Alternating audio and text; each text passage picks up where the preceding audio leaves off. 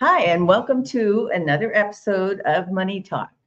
And today I have an incredibly special guest, and I'm so pleased. I would not have had the courage to do what I'm doing right now, having my own podcast, interviewing people. I know how to talk, but when you're all by yourself and now you're talking to people about totally different subjects, well, let me just tell you that you can break through those walls yourself because today my special guest is none other than Ken Walls. And I have two requests for you right now. One of them is to share this video with others if you like what you see. And stay tuned because I'll be right back.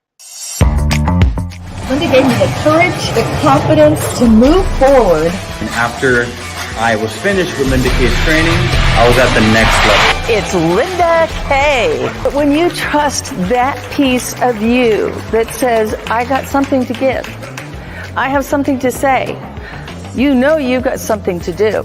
Get on your feet, shake your hands in the air. Welcome to the stage, Linda Kaye.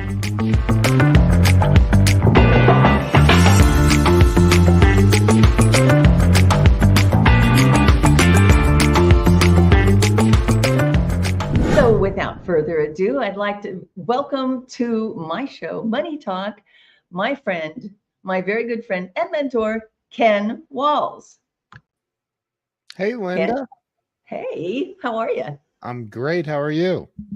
I am excited. I am down in San Diego, and I am anticipating that big storm that everybody's been talking about to come. There's a tropical storm coming up from the Baja with some big ferocity, and they're saying that we're going to have a hurricane, not a hurricane, a hurricane. Wow. I've never heard of hurricanes hitting the California coast. That's never in my life. Now, I do know that warmer waters, because we're experiencing warmer waters these days, and there's no such thing as global warming, right? Oh. So I can tell you that the warmer waters bring up things that we really do want to see. If you're a fisherman, that's because it brings in the big game, like marlin and swordfish and all that kind of crazy stuff. But the winds and hurricane, I don't know about that. So never heard of it. Me neither. Wow. But Ken, tell me what's going on.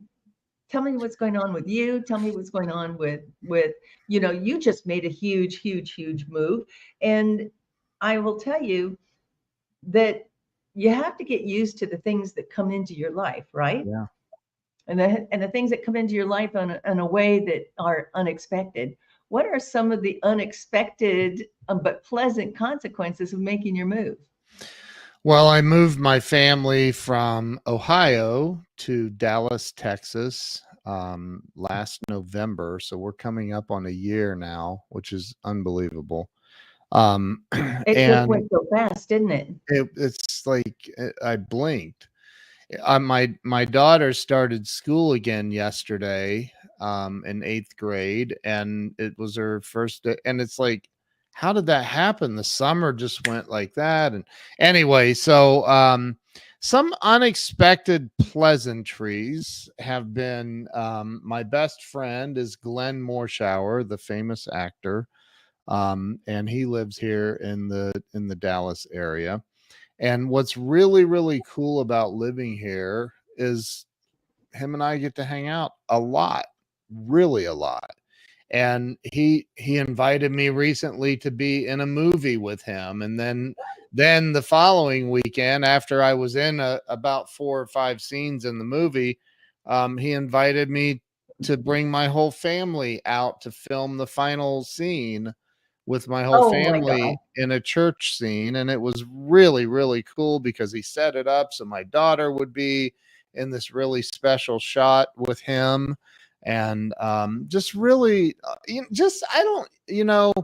I stay pretty open in life to everything. I believe that closed-minded people get closed-minded results in life.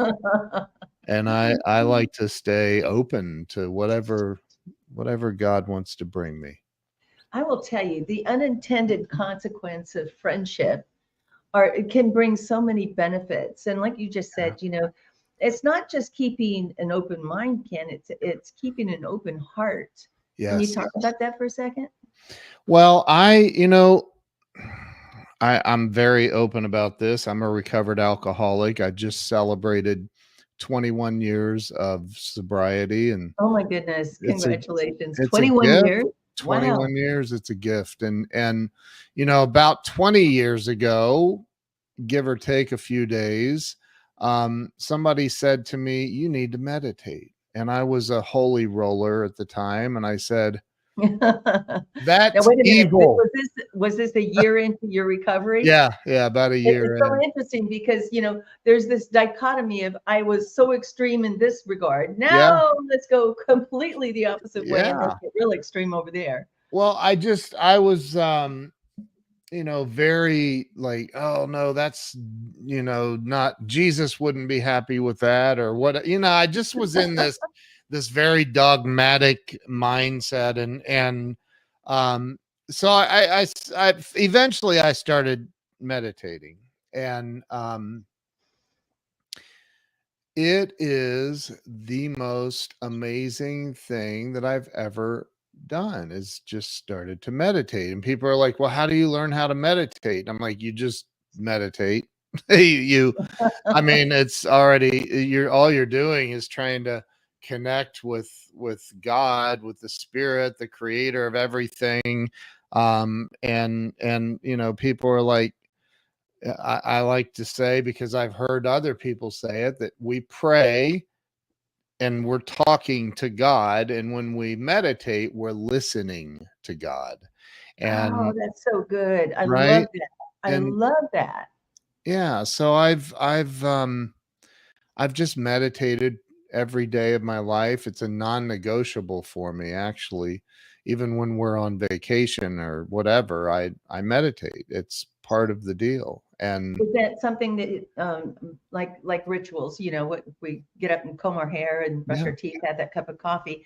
Is that something that you do first thing in the morning or yep. before you go to bed at night? What do you do it more than once a day or just once will get you there? Yes to everything. Yes, it's the very first thing I do in the morning. I get a cup of coffee, I take a few sips, and then I meditate for 15-minute increments, and I'll drink some coffee. And I'm saying 15, it could be 10, it could be, I don't know, but I'll take another couple of gulps of coffee, and then I'll meditate some more. And I do that every single morning. Sometimes But during it's the but it sounds like you might do that more than once. So you did, it says yeah, 15-minute increments. So do you go into meditation? I like to think of it as going into spirit, right? yeah, Go because when you are within, right, you're shutting out every external distraction, yeah. quieting your mind so that you can allow that spirit within you to talk to you. How do you stop the chatter? How do you know it's God? How do you know it's not, something else? Right. I don't. That wasn't the answer I was looking I, for. I, I just, I don't know. I look, I think that anybody that claims to know all the answers, they are full of crap. So, I know that it's helped me, be more grounded, be more Mm. kind, be more loving and lovable, and it's guided my steps in life. And I pray also, but there's, in my first book, I wrote a story that I read in one of Dr. Wayne Dyer's books. It's an old Hindu story, and I'll summarize it quickly. But it's one day the gods, because they believe in multiple gods, the gods all got together, and they were really upset that the humans had received this free gift from them since the beginning of time, and they've been abusing it and misusing it. And so they decided to hide it from the humans. And what they did, the first god said, hey, I know where we can hide it. Let's put it at the top of the highest mountain in the world. And they all said, no, the humans will learn to climb. They'll find it too easy.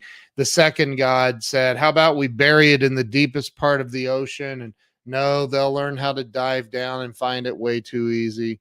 And this gift, by the way, is having the answer to everything you could possibly want to know in life, about life.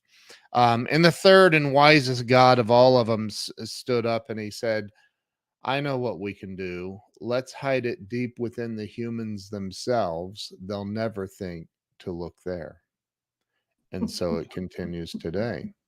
And so when I meditate, I think that if we learn that the answers to everything we could possibly ever want to know or ask, the answers are within us. You've heard the saying, trust your gut, right? Well, that Right. gut, the spirit of God, the creator of everything, resides in us right here beneath the xiphoid process, right? And so it's right there in the center of our chest. That's your gut. When you have that feeling like, should I do this? Man, everybody else is doing it, but I just feel like I shouldn't do it, or whatever. That's God. That's the spirit of God saying, hey, don't do it. What's the difference between that and instinctive? Okay. So, and I like to think of instinct a little bit different than what you're describing, but how do you discern that instinct from the intuitive part that you're talking about? I don't know. I remember in high school taking sociology, and for whatever reason, I remember the teacher saying, and reading in this book, that humans do not possess instincts. And I always found that to be a little curious. Like, why wouldn't we possess instincts? And it's we possess drives, is what I recall.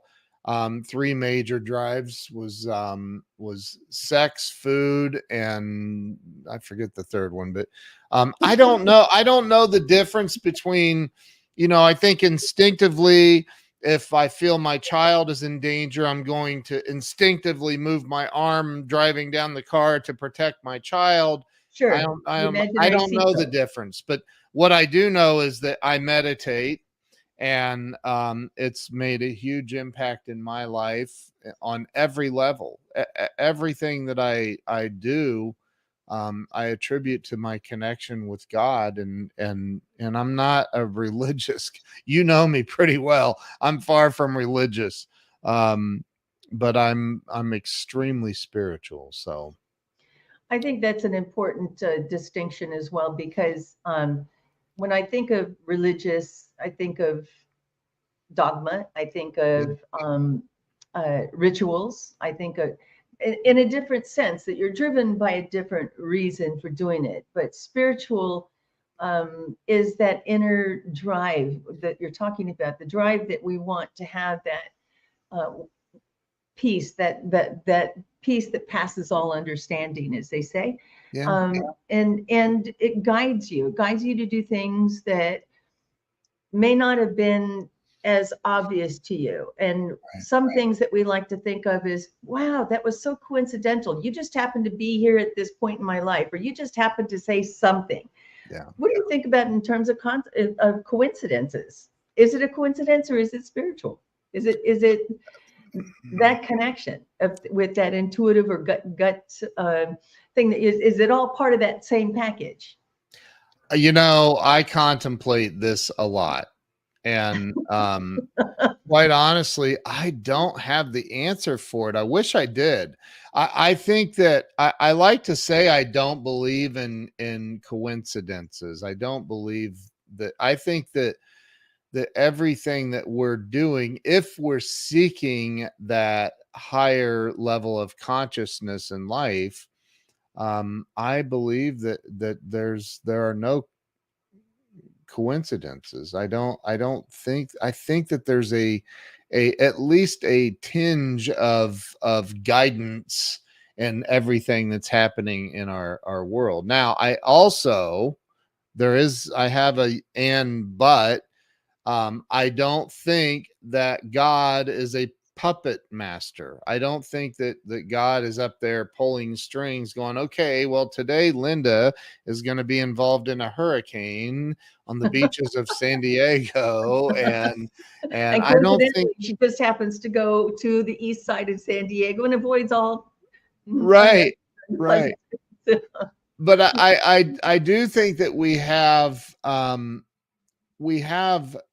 free will, and we have control over um the outcomes in our lives. Have you ever met somebody that no matter what, something's always going wrong in their life? Oh my goodness. Yes. And no matter how many good things you do for them, they will find something Yes. really wrong in it, right? Yes, they have a problem for every solution. And I know people like that, and I distance myself from people like that as quickly as possible. And I'm But they're out talking there. They're sometimes you everything. can't avoid them. They're always sick, or they have a cold, or they have this, they have that going on, and And it's wait a minute. And all they're about always in energy. they're always in some sort of a public service Yeah, position that you have to customer service or right, something, right? right. But I think that has little to do with coincidence and everything to do with their paradigm and their outlook on life. So And I heard a friend say that it is a state of mind with judgment, right? yeah, So it's all about their mindset and their judgment. That's what you're talking about. So that even if coincidentally something really fantastic should come to them, they're going to find there's something wrong with it. yeah, That new bed with that's gorgeous and the wood is beautiful on it. I can't sleep on it because it's making me cough. Right? right, right, There's something wrong in it. yeah, But talking about the coincidences and that the comment is not lost on me that there's nothing new under the sun. So right. if there's nothing new under the sun, we must be missing a whole lot. Well, and if you think about, I wrote about this in my first book. What's the name of that first book, Ken? Walls of Wisdom: Turning Pain into Profit. I And love and it. and I love Dr. Wayne Dyer. And I talk about the what you just said. Like I say in the beginning of the book, I said, look, if I quote somebody and I remember who said it, I'm going to say, this is who said it. I'm going to give them credit. I'm not going to Sure. try to that's plagiarism. However, I think that with that in mind, and Wayne Dyer said this, to your point, he said, there is no such thing as an original thought. All wisdom is plagiarized. Only stupidity is original. And right. And so I think about that and I think, okay. And you hear people get all, well, that was my idea. Case in point, anybody listening to or watching this right now, we've all had these multi-million dollar ideas to invent the new widget or a new whatever. Mhm. And we didn't take action. We didn't take action on it. And 6 months, a year, 5 years later, you're walking through whatever store and you see your idea sitting on a shelf and you're like, Walmart, top shelf. that was Ad my on TV, idea. Right. And right? it's because of something called the 100th monkey syndrome. Where And is it? The world is that? well, the scientists have discovered that they can take